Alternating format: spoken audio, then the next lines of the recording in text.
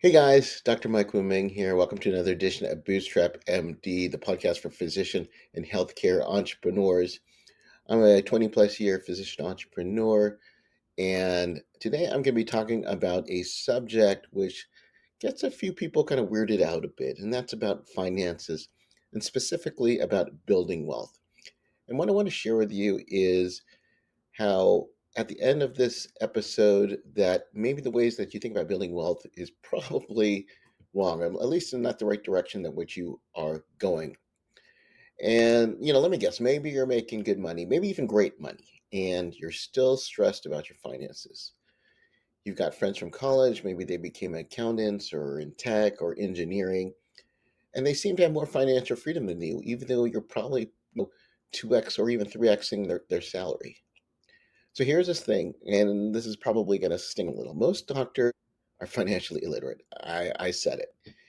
We can diagnose rare diseases, we can perform complex procedures, but somehow we handle money at medical school.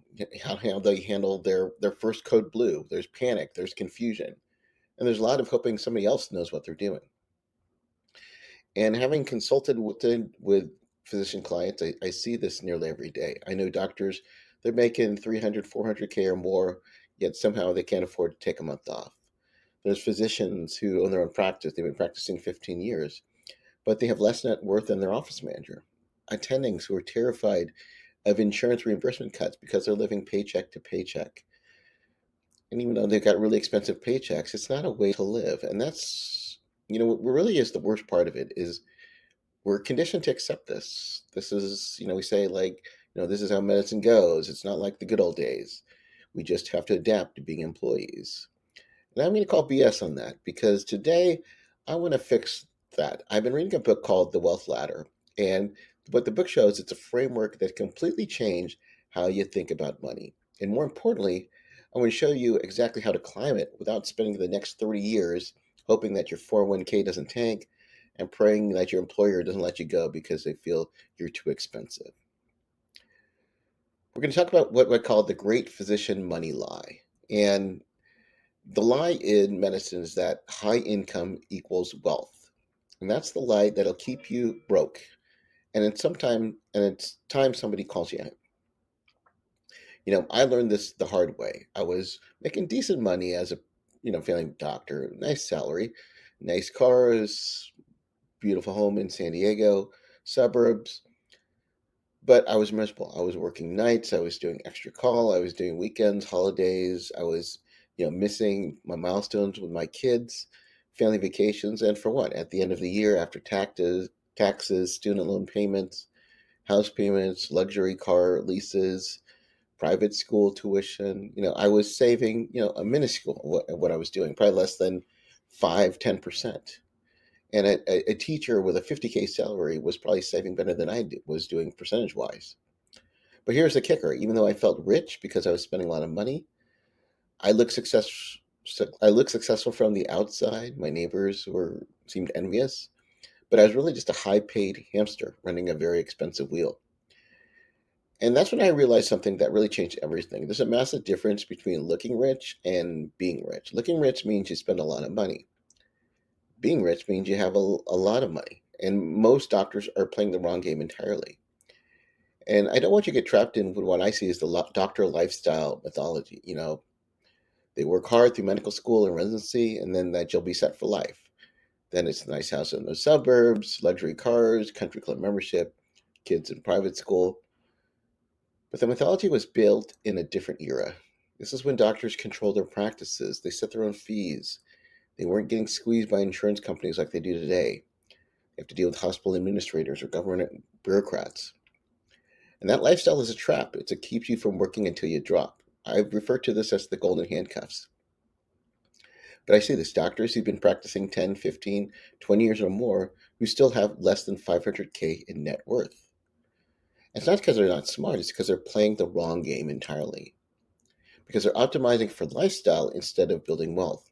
They're thinking like employees instead of entrepreneurs. They're focused on spending money instead of multiplying it. And that's why I see that most doctors stay broke. This is when, I see doctors making good money as ER doctors, but then they come to me because they feel stuck. They feel financially stuck. They can't take time off. They can't keep up their hours. They can't pursue other interests. You know, with taxes and everything, I see doctors they're barely saving 40K a year. You know, just to make $1 million, you have to wait over 20 years, and that's assuming that the market doesn't crash. There's no emergencies, no major expenses. But the really problem, it wasn't just the math; it's the mindset. If you think like you're thinking like a consumer. You need to start thinking like an investor. Every raise, every bonus went towards upgrading that doctor's lifestyle instead of building income generating assets. They're getting a nicer car, bigger house payments, more expensive vacations. Private school tuitions goes up and up. And that's what really I get worried about is this trap because the more money you make, the more expensive your lifestyle becomes. And it's this vicious cycle that keeps smart people from doing stupid things with their money. Now, I don't want you to live like a monk. There's other programs that tell you to do this. It's really to understand how wealth actually works and to start playing the right game at the right level. So, talk about this book, The Wealth Ladder. And this book, The Wealth Ladder, the author, Nick Maggiulli, he's a financial advisor, and he figured out that its net worth is the important thing. And he divides it up into 6 different levels. And that each level requires completely different strategies to go on to the next level.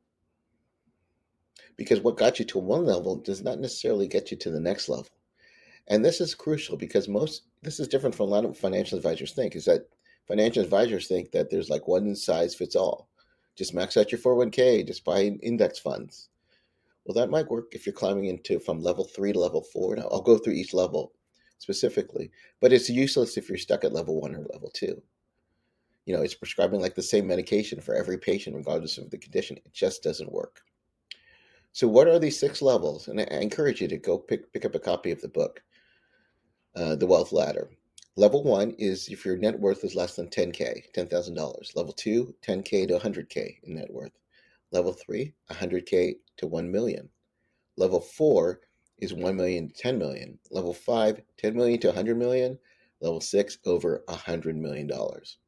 Now, I know those levels seem pretty daunting, but I want you to understand this is that the principle to get people to level 6 can dramatically accelerate your journey to whatever level you want. So even you just want to hit level 4 and call it good, you need to understand level 5 and level 6 strategies will get you there years faster. So each level, and a level kid does this, is what he calls spending freedom. Level 1, remember, is less than 10K. Level 2 is 10K to 100K. And he describes that as you're getting grocery freedom. You can buy food without checking prices. Level 3, 100K to 1 million, is where you get restaurant freedom. You can eat out without guilt. Level 4, 1 million to 10 million, that's where you get travel freedom. You can vacation when and wherever you want. And then it keeps going up from there. And again, these levels are based on net worth, not income. So it doesn't matter if you're making 500K a year. If your net worth is 50K, you're spending everything you earn. That means you're at level 2. Your lifestyle should match your wealth, not your paycheck. And again, this is where I alluded to earlier. This is where doctors get it backwards. They live like level 4 players when they're actually at level 2. That's why they feel broke despite their high incomes. So we'll just take level 1 and 2. This is building your foundation. Level 1 is net worth under 10K. For doctors, usually this is when we're medical students and we're residents drowning in debt. But if this is you, don't panic. But also don't do what most people tell you to do. The conventional advice, being in level 1, is about penny pinching. Cut out coffee, eat top ramen, don't buy anything fun. That's poverty thinking, and it's not going to make you wealthy. The strategy at level 1 isn't about clipping coupons. It's about maximizing your future earning potential. So if you're at level 1, you're building probably the most valuable asset possible, your skills. This is what you need to do. Your medical degree, your residency training, your board certification. These are investments that are going to pay dividends for decades. I don't want you to waste them. I remember talking to a resident who was like stressing about his coffee habit because he had 300K in student loans. I said, don't skip the coffee if it makes you feel better, but your really problem isn't that, $100 a month you're spending on caffeine. It's that you're not thinking strategically about maximizing your attending salary. Instead of obsessing over small expenses, focus on big leverage points. What can you do to establish your expertise? What can you do where you can start getting a higher hourly rate? You could finish your training strong. You could pick up learning extra procedures, get additional certifications. Think about moonlighting or locum work for extra income. But the most important thing, I think, is start thinking like an entrepreneur, like not like a perpetual student. You're not going to be broke forever, but don't develop broke habits that you'll need to later break later. Now, level two is 10K to 100K. This is where the new graduate or the new attending often lands after paying down some debt. Maybe they're building an emergency fund. So level two, remember, that's achieving grocery freedom. You can buy food without anxiety. For most doctors, this feels like a huge relief after years of financial stress. But this is where physicians make their first big mistake. They get their first attending paycheck. Now they think they're rich. They're driving BMWs. They're living in expensive apartments. They're eating out every night. Don't fall into this trap. If you start scaling up your lifestyle, you're just going to go back to living paycheck to paycheck in 4 to 6 months. You just have more expensive stuff. The strategy when you're in this level is about, but it's more sophisticated. You want to get additional education, just like in level one. This is unlock higher pay. Maybe that's getting a fellowship. Maybe that's getting an MBA. Maybe that's learning business skills that can help you start a practice. For myself, I learned about marketing. What that allowed me to do is I learned a skill that other people wanted to pay me for, just besides my medical degree. And that's where I started to increase my level. But the key here on both these levels, level one and two, is increasing your income will build wealth faster than just obsessing over expenses. You can control your spending, but don't penny pinch your way to poverty. What you'll want to invest in is your skills, your knowledge that can pay dividends to go up a level. Now, level three, this is where a lot of doctors are at. This is where good doctors get comfortable and then they stop growing. Level three is 100,000 to $1 million net worth. Some might refer to this as middle class wealth, and it's where most mid career physicians end up. You've paid off your student loans, maybe you're maxing out your retirement accounts. You can eat out with guilt. Life is comfortable. And that's exactly the problem because comfortable is the enemy of being wealthy. I see too many doctors get comfortable and they stay there for decades. They're making good money, they're living well, their kids are in good schools, they take nice vacations. So why rock the boat? Because comfortable doesn't give you options. Comfortable doesn't protect you from insurance cuts, hospital layoffs, being replaced by AI, practice closures. Comfortable doesn't let you work less, travel more, or pursue other interests. Comfortable is just expensive mediocrity. Now, this strategy for level three is investing in income producing assets, not just retirement accounts, assets that generate cash flow while you sleep. This could be stocks, real estate. I went this route about owning my own businesses, getting involved in startups, anything that pays you whether you show up to work or not. You know, people got excited about this in the fire movement. And this is where you know, this is where they recommend in the book you need to aggressively save and invest, even often 50% or more of your income. Now, I know most of us think that's impossible because of our lifestyle expectations. What that allows you to do is allows you to grow instead of spending money on the latest, gadget or the most luxurious car.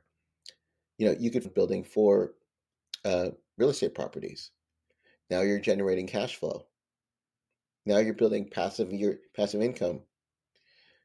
Again, the key is on this one is accumulating knowledge. Don't just buy properties randomly.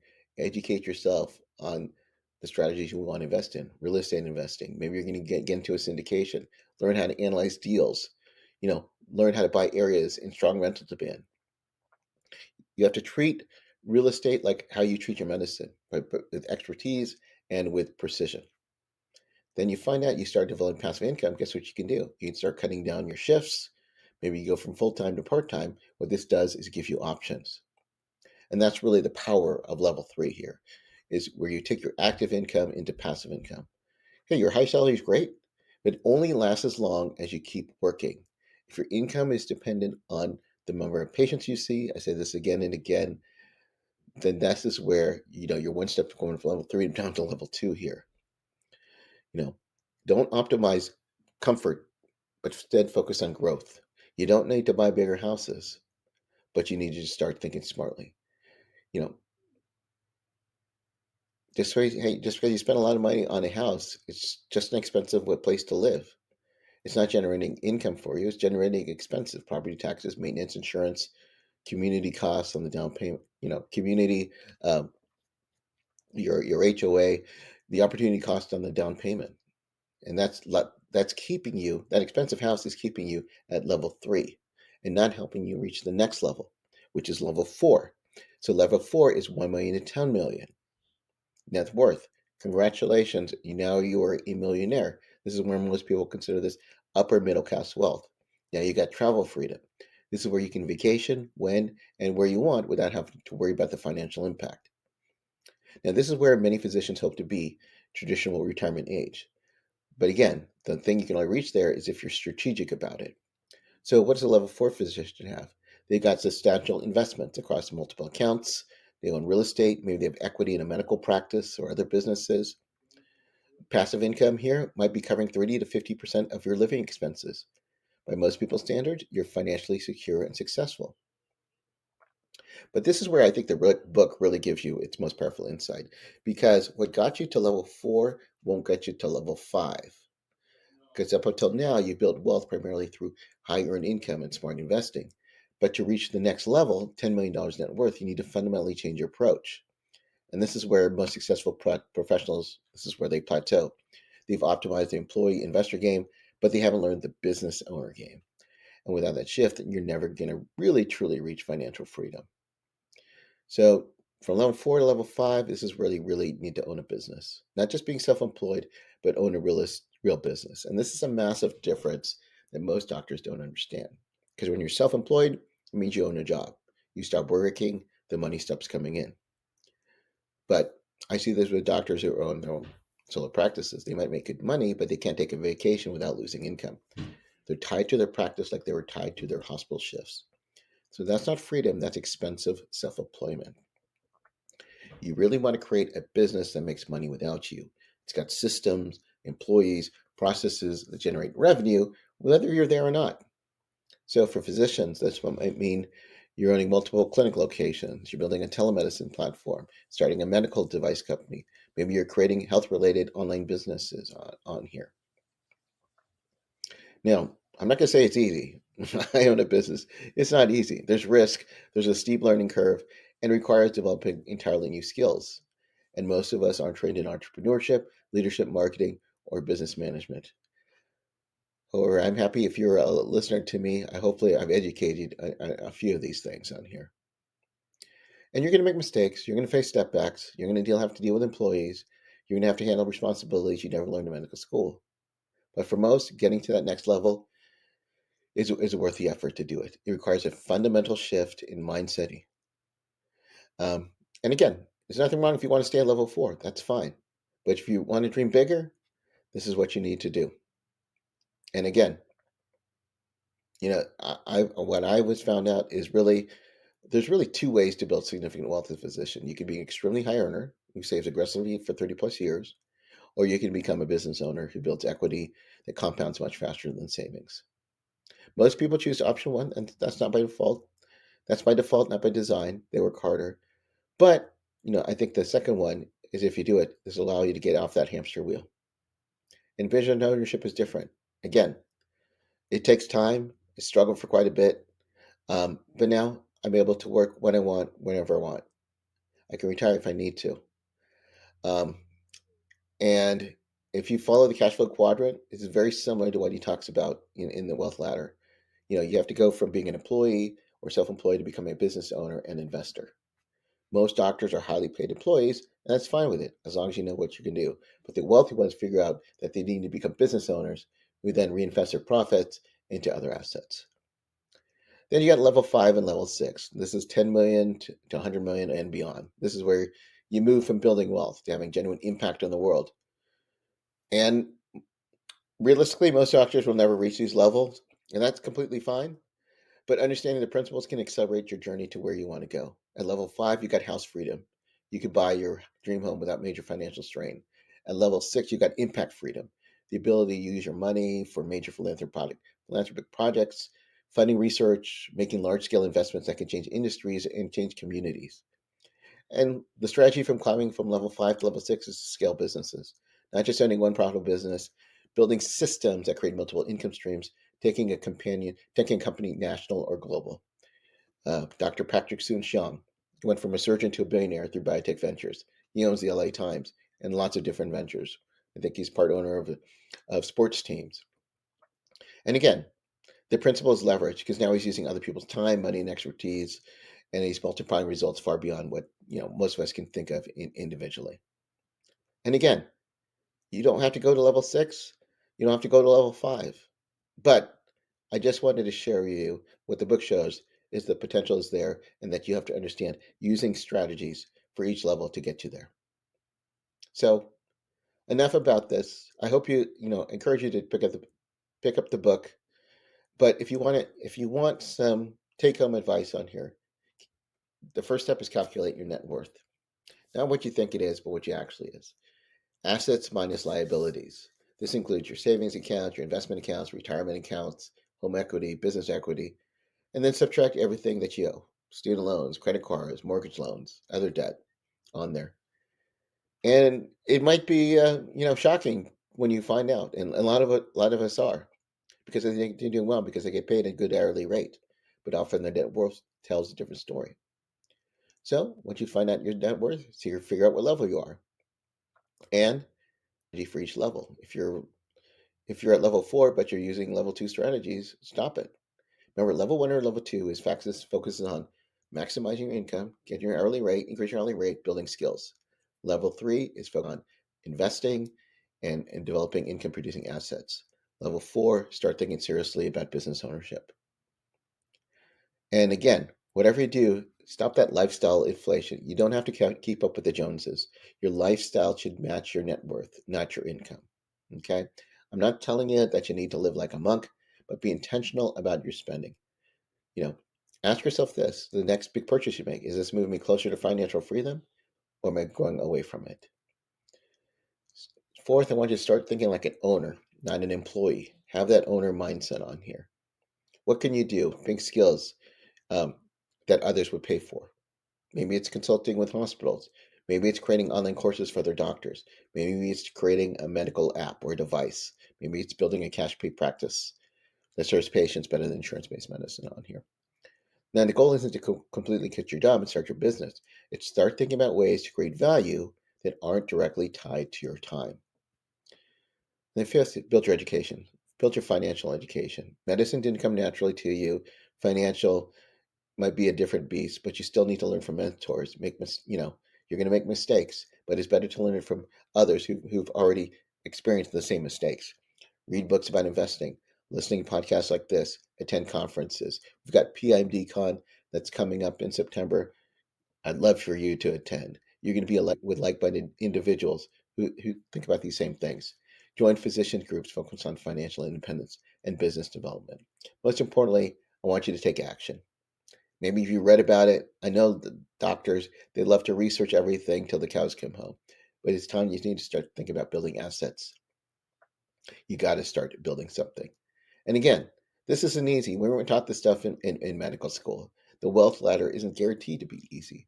But I think it's a proven path that financial freedom that, physicians before you have done, and this is what they did to get there here. So it's time to stop trading time for money and to start building systems that work for you. Pick up his book. I don't know the author. I hope to meet him, but it really resonated with me, and that's why I wanted to share with you this book to you. And again, physicians, we're going to have our ups and downs, especially and as entrepreneurs, but you got to do something a little each day to get you closer to your goals and keep moving forward.